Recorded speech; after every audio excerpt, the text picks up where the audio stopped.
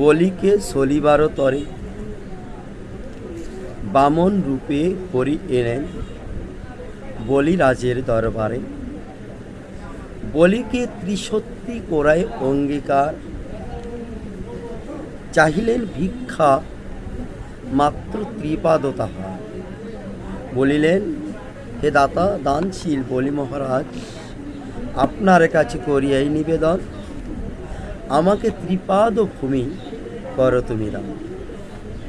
একথায় যখন বলি মহারাজ জল হস্তে করি প্রতিজ্ঞা করিতে উদ্যত, এমন সময় কৌশলে শুক্রাচার্য এসে হলেন সেখানে উপনীত। শুক্রাচার্য উঠে এসে বলিরাজের হস্ত ধরি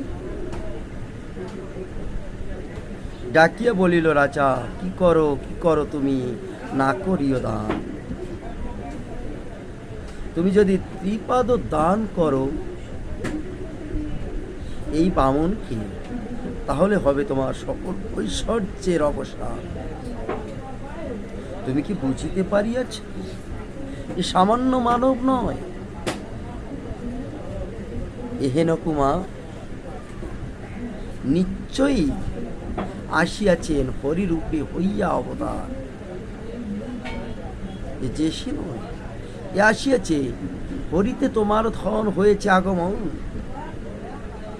তুমি যখন ত্রিপাদ করিবে তাহাকে দান, দুই পদ দিয়া সে করিবে স্বর্গ মর্ত হরণ, আর এক পদ তুমি রাখিবে কোথায়? প্রতিজ্ঞা পালন যদি না করো তাহলে অবশ্যই নরকে যেতে হয়। এই যে দান, এই দানে কখনো প্রভু নাহি হয় উপার্জয়। যে দানে কখনো কিছু না উপার্জন হয় সেই দানের সার্থকতা কোথায়? শুক্রাচার্য মুনি ডেকে বলি মহারাজকে কয়, ধর্ম অর্থ যশ কাম সবই স্বজন উদ্দেশ্যে পঞ্চভাগে রাখে ধন, সুখের আশ্বাস। বৃক্ষ না থাকিলে যথা পুষ্প সৃষ্ট নয়, এ দেহ না থাকে যদি, তবে কোথায় নিবে ভগবান আশ্রয়? মিথ্যার সহাচ্য দেহ রাখিবে সতত, মিথ্যা নাশে দেহ নাশ, মিথ্যা নাশে দেহ নাশ না হয় অন্য মত। সর্বদা না মিথ্যা কথা কখনো বলা উচিত নয়, কহিবে কার্যকালে যদি মিথ্যা বলার প্রয়োজন হয়। পরিহাস ছলে কিংবা স্ত্রীলোক সহিত গুণের কীর্তনে মিথ্যা নহে কি গর্বিত। জীবিকা অর্জন লাগি প্রাণ হেতু আর বিহিত জানিবে সদা মিথ্যা ব্যবহার। শুক্রের শুনিয়া বাণী তবে দৈত্যেশ্বর বলি মহারাজ কাঁপিতে কাঁপিতে তারে করিল উত্তর। হে মুনিবর, প্রহ্লাদ মহারাজের পৈত্র আমি,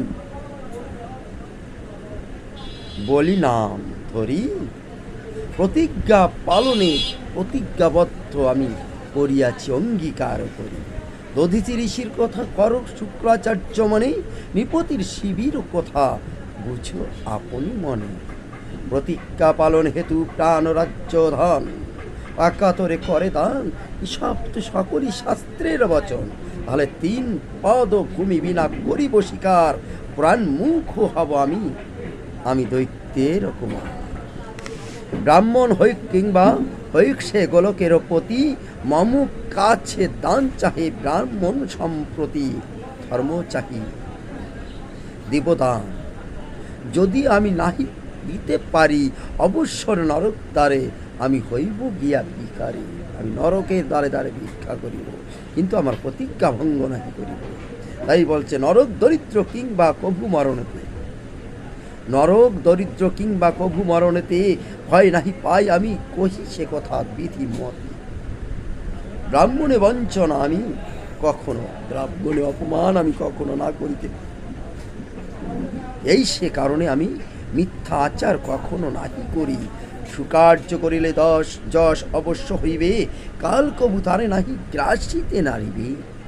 দানেতে দরিদ্র কেহ কবু যদি হয়, তাহাতে নাহি তার দানেরও ব্যত্যয়। তাই বলি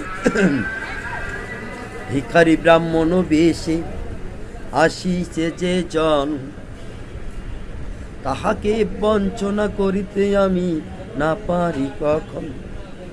স্বীয় যশ হতে জীবারে নাহি যদি চাই, আমারে বোধিতে তবে তাহার নাহি কই উপায়। অন্যথায় মোর হস্তে হইবে ইহার মরণ, ব্যতিক্রমের কভু বলছি না হবে কখন। রাজার বচন শুনি ক্রোধে শুক্রাচার্য মুনিবর বলল কি, তোমার শ্রীভ্রষ্ট হয়েছে, হও তুমি শ্রীভ্রষ্ট হও হে বলি।